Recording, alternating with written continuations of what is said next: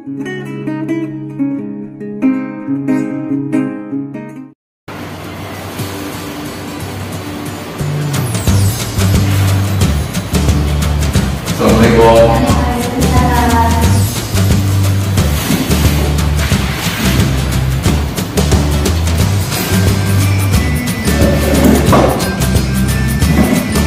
Baik, dan sebelumnya Assalamualaikum warahmatullahi wabarakatuh. Waalaikumsalam warahmatullahi wabarakatuh. Ini sudah berdoa? Baik, saya pimpin doa ya. Berdoa mulai.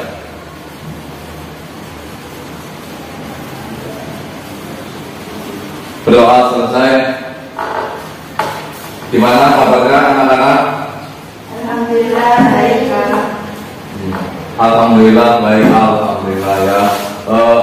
Bisa ditambahkan alhamdulillah baik luar biasa. Seperti itu bisa? Bisa. Gimana kabarnya anak-anak hari ini? Alhamdulillah baik luar biasa. Ya, terima kasih. Untuk persepsi hari ini siapa yang tidak berangkat atau berangkat semua?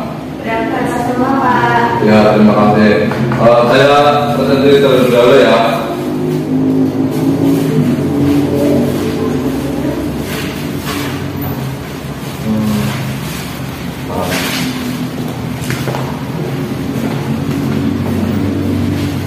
Maaf Pak, saya bisa dalam mandi. Oh ya.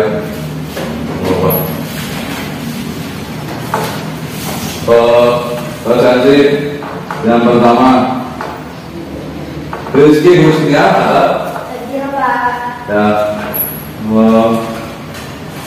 Siti Hanifatun, Iya Pak. Satria Ika, Iya Pak. ya. Siti Fatimah, Iya. namanya Siti Fatimah. Wah, ya maaf ya. Berarti ini hadir semua ya. Iya Pak. Sebelum kita memulai materi, untuk materi Quran hadis menambah dalam Bapak, terlebih dahulu kita membaca surat Al-Fatihah dan surat An-Nas terlebih dahulu. Mari kita baca bersama-sama ya. Saya mulai.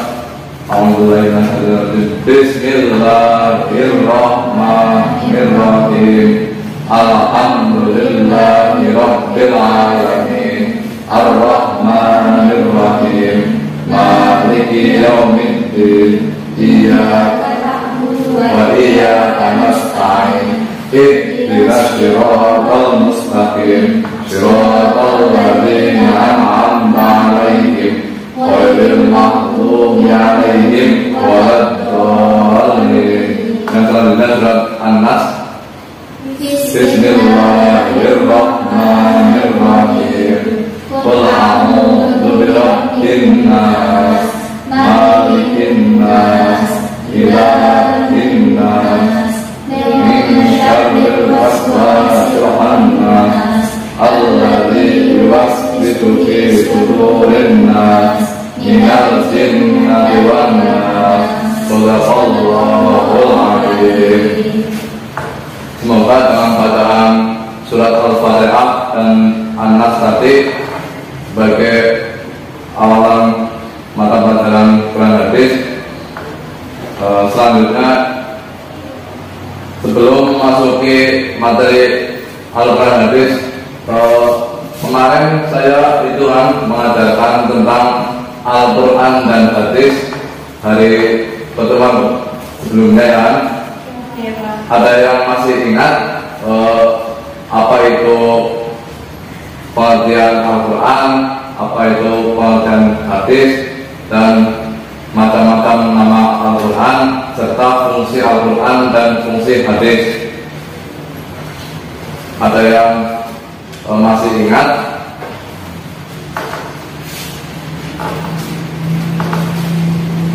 Ya, kalau tidak masih ingat,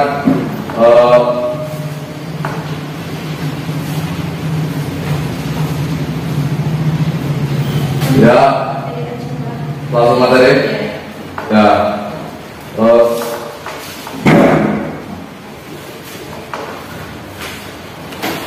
materi tentang Al-Quran dan hadis ya. Al-Quran sendiri kita kasih kan di telinga kalian semua. Ya, Al-Quran sendiri itu kitab suci yang biasa kita pakai buat mengaji di rumah ya kan. Al-Quran biasanya dari sini ada yang ngaji, masih ngaji di rumah atau di musola atau di masjid atau di pondok masih ya. Ya itu pertahankan ya untuk ngajinya itu, karena dari sahabat Nabi Muhammad SAW, aku mendengar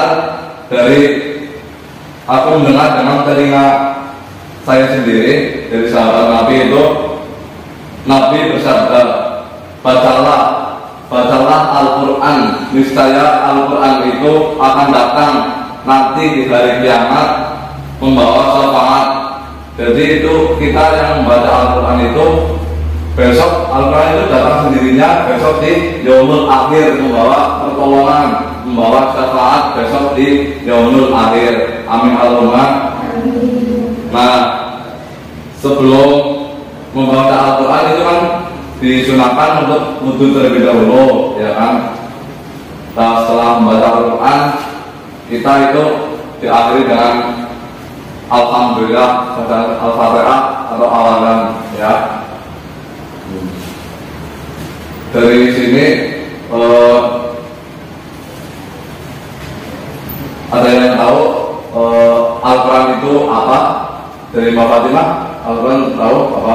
Al-Quran adalah kitab suci yang diturunkan kepada Nabi Muhammad SAW. Ya, benar, tapi kurang sedikit ya. Mbak Lucy tahu Al-Quran itu apa? Mungkin firman Allah Ya. ditujukan kepada Nabi Muhammad melalui perantara malaikat Jibril menggunakan bahasa Arab yang diturunkan di kota Makkah dan Madinah. Ya. Oh ya, masih sedikit lagi. Mbak tahu pengertian Al-Quran secara sekilas? Al-Quran adalah firman Allah yang diturunkan kepada Nabi Muhammad SAW melalui perantara malaikat Jibril dan diturunkan di kota Makkah dan Madinah dalam bahasa Arab. Ya. Membacanya termasuk ibadah. Ya, ini sudah cukup benar.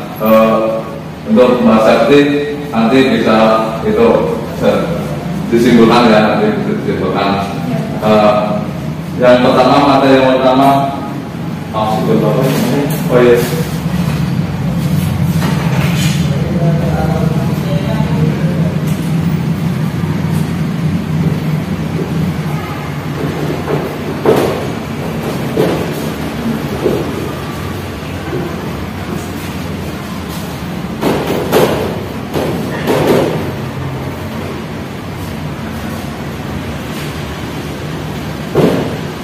Yang pertama itu menjelaskan pengertian Al-Quran. Nah, yang kedua itu menyebutkan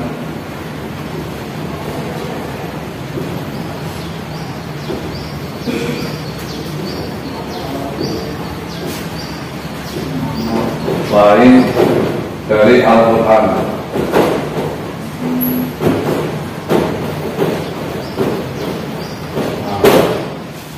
Tadi kan sudah dijelaskan ya, kalian sudah memberikan jawaban ya kan. Nah sekarang saya bisa itu menyimpulkan dari membenarkan jawaban tadi ya. Al-Quran sendiri itu adalah bisa ditulis.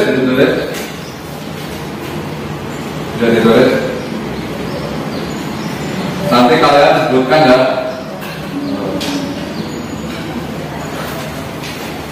Al-Quran yang pertama, pengertian Al-Quran secara bahasa. Al-Quran secara bahasa. Al-Quran secara bahasa yaitu Qoro'a yaqra'u Qur'anan, yang artinya membaca. Apa tadi? Qoro'a yaqra'u Qur'anan, artinya membaca. Ya. Al-Quran sendiri secara istilah yang tadi disebutkan sama Mbak Fatimah dan Mbak Rizky setelah Mbak Hanif, itu Al-Quran secara istilah adalah firman Allah atau kalamullah yang diturunkan kepada Nabi Muhammad Sallallahu Alaihi Wasallam di kota Mekah dan Madinah secara berangsur-angsur, tidak sekaligus ya. Al-Quran itu diturunkan secara berangsur-angsur, sedikit demi sedikit ya, melalui perantara malaikat Jibril menggunakan bahasa Arab. Al-Quran sendiri diawali dengan surat Al-Fatihah dan diakhiri dengan surat An-Nas yang kita tadi baca sebelum memulai pelajaran, ya kan? Yang membaca Al-Quran itu termasuk ibadah. Itu istilah dari pengertian Al-Quran secara istilah, ya kan? Ada yang mengatakan lain, Al-Quran adalah kitab suci, Pak, seperti itu. Ada yang mengatakan seperti itu, kitab suci Allah yang turun dari langit melalui malaikat Jibril, seperti itu.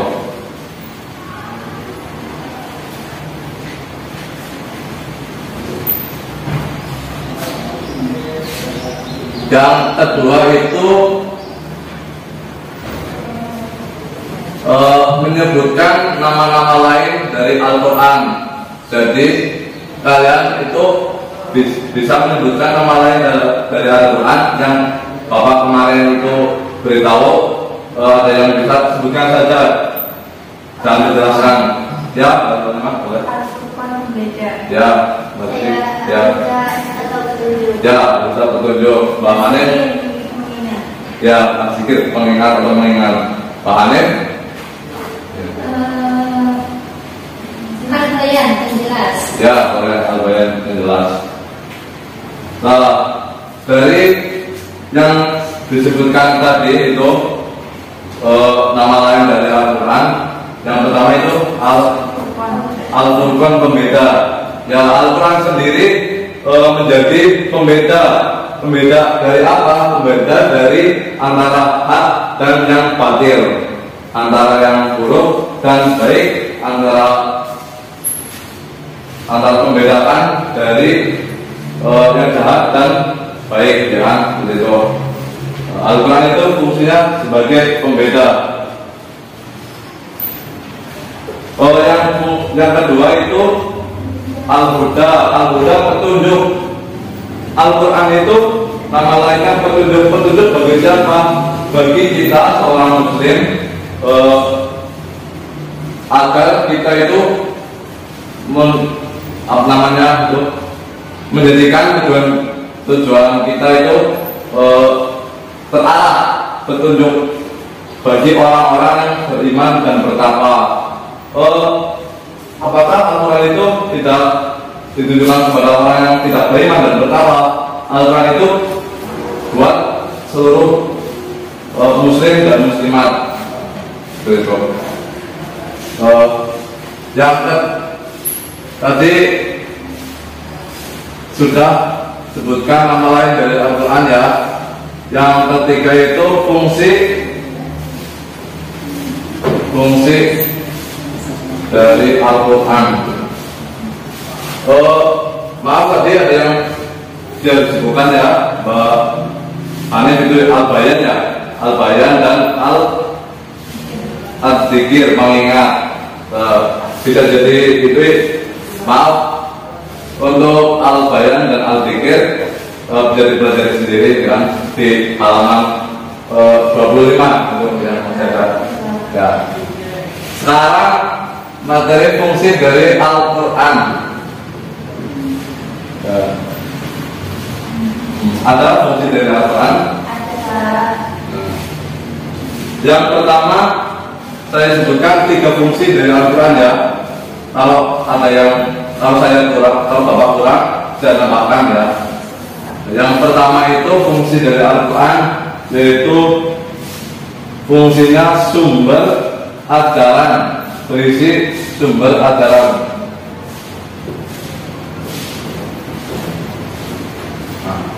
sumber ajaran atau di dalamnya itu terdapat hukum-hukum Islam, ilmu fisika, ilmu kimia, ilmu matematika, astronomi dan lain-lain ya.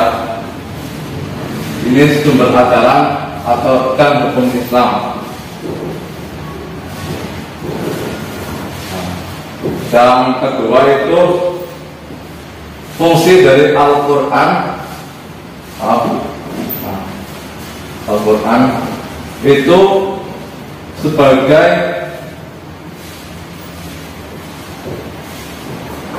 penyempurna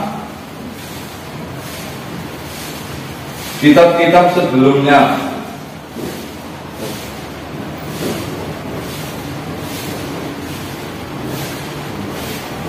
Nah, ada yang tahu kitab-kitab sebelum Al-Quran di sini? Ada yang tahu? Ya, sebutkan satu saja. Ya, ada yang tahu lain? Yang lain? Angkat tangan kalau ada yang tahu. Kitab-kitab sebelum Al-Quran. Ya, bahannya kitab Injil ya. Dari yang tadi disebutkan kan Taurat dan Injil. Jika diurutkan itu ada 4 kitab atau tidak atau tidak ya. Taurat Nabi Musa ya kan. Taurat, Injil Nabi Isa alaihissalam. Zabur, Zabur Nabi Daud alaihissalam. Dan yang terakhir ini kitab Al-Quran, fungsinya itu sebagai penyempurna dari kitab Al-Quran itu dari penyempurna dari kitab-kitab sebelumnya. Ya, seperti itu. Selanjutnya itu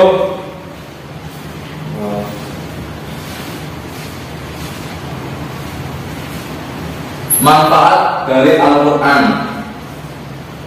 Yang pertama itu saya jelaskan sendiri ya, saya bacakan. Manfaat dari Al-Quran yaitu jika kita membaca Al-Quran, hati itu tenang, tidak gelisah.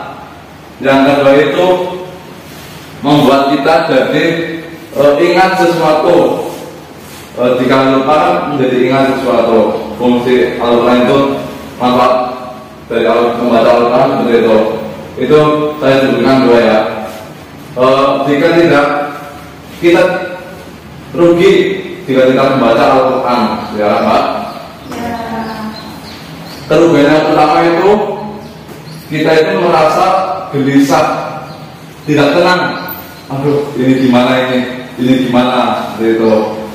Bingung, tidak mempunyai tujuan yang jelas.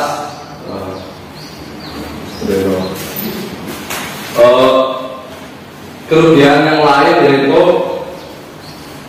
jika kita tidak membaca Al-Quran itu, kita tidak tahu apa isi dari Al-Quran tersebut. Contohnya, jika kita tidak membaca buku materi yang ada itu, kita tidak bisa memahami apa itu materi di dalamnya, isi materi di dalamnya. Seperti itu. Dari sini ada yang bertanya atau gimana? Ada yang bertanya? Atau sudah jelas? Jelas ya? Jelas? Ya, jelas. Selanjutnya yaitu pengertian hadis. Ini tidak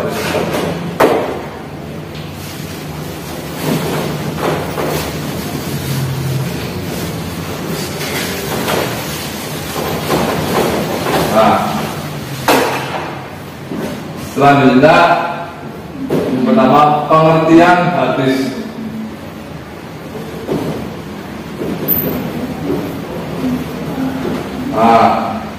Yang kedua itu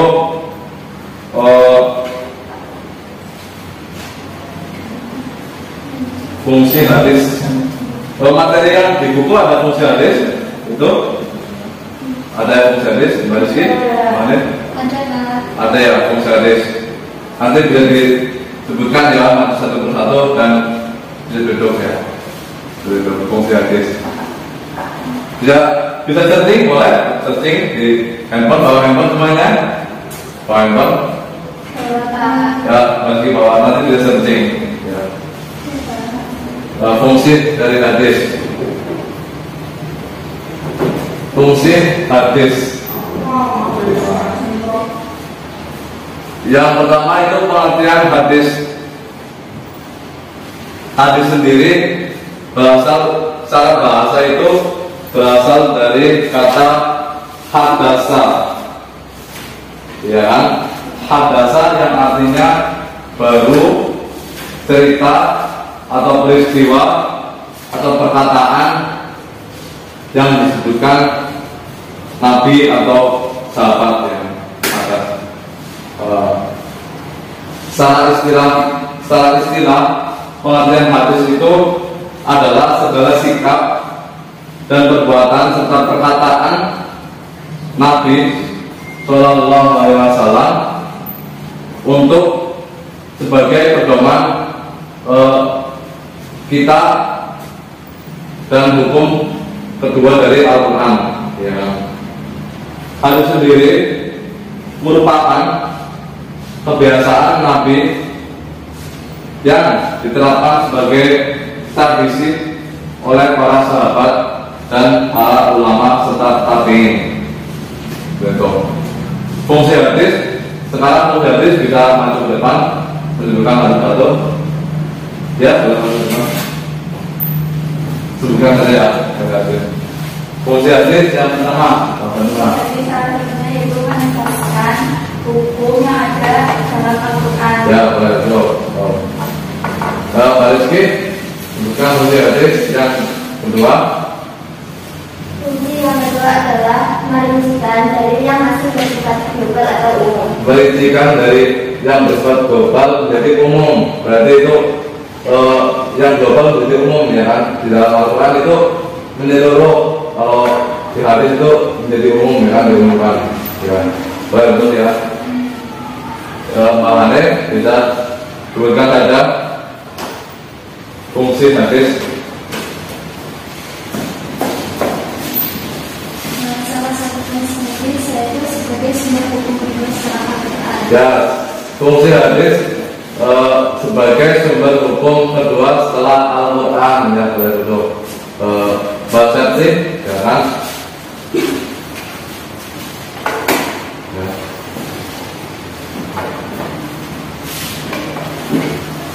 Fungsi hadis. Selanjutnya fungsi hadis yang keempat yaitu Ya. belum tahu Pak, belum hafal. Bapak coba tanya Mbak Rizky. Beneran.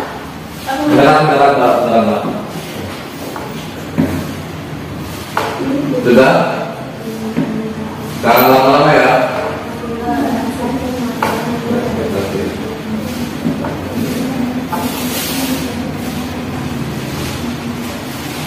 Itu Ya. sekedar membatasi keumuman dalam Al-Quran. Membatasi keumuman dalam Al-Quran. Oh, ya, boleh.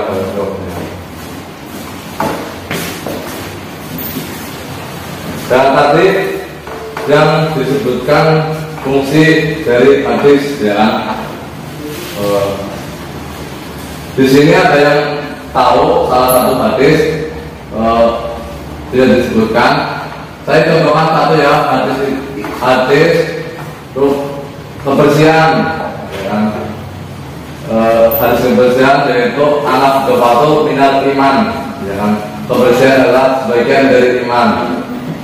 Kita itu orang-orang yang beriman seharusnya itu mengutamakan kebersihan karena sebagian itu bagian dari iman. Bisa ada yang bisa hadis yang lain, contoh yang lain, memberikan contoh yang lain. Ada yang lain menghadis bisa? Ya, menghadis. Ya, inamal amalul binniyah. Sesungguhnya amal itu tergantung dari niat. Ada yang lain bisa menyebutkan contoh dari hadis. Ada yang lain. Pernah dengar yang hadis itu undur mangkola, wala tandur mangkola, ya kan? Ada yang tahu artinya? Kita itu artinya itu jangan lihat siapa yang mengatakan, tapi lihat apa yang dikatakan, ya kan? Seperti itu. Jangan lihat siapa yang mengatakan, tapi lihat apa yang dikatakan. Seperti itu contoh dari hadis, ya kan? Sudah jelas.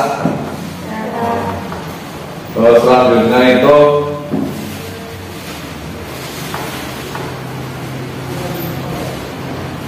sudah selesai ya materi hari ini sampai fungsi hadis. Ya. Sebelum kita mengakhiri mata pelajaran Quran hadis hari ini, ada yang tahu itu lagu di sini senang senang? Tahu, tapi itu liriknya diganti ya. Ya saya nyanyikan ya. Di sini Quran, di sana Quran, di mana-mana saya baca Al-Quran. Di sini Quran, di sana Quran, di mana-mana saya baca Al-Quran. Jadi itu bisa ditambahkan lala dulu, bisa apa kata? Coba bersama-sama ya. 1, 2, 3. Di sini Quran, di sana Quran, di mana-mana saya baca Al-Quran. Di sini Quran, di sana Quran, di mana-mana saya baca Al-Quran. Ya, terima kasih. Terima kasih kalian yang sudah berkenan hadir hari ini. Bapak akhiri materi pelajaran ini dengan bacaan hamdalah bersama dan terakhir doa ya. Sebelum doa kita baca materi hari ini dengan baca hamdalah agar kita itu diberikan ilmu yang bermanfaat. Ya. Ya, alhamdulillahirabbil alamin. Ya. Sebelum mengakhiri berdoa terlebih dahulu ya. Berdoa mulai.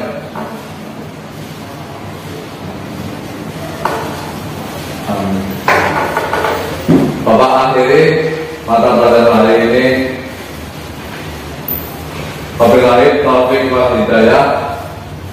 Wassalamualaikum warahmatullahi wabarakatuh. Waalaikumsalam warahmatullahi wabarakatuh.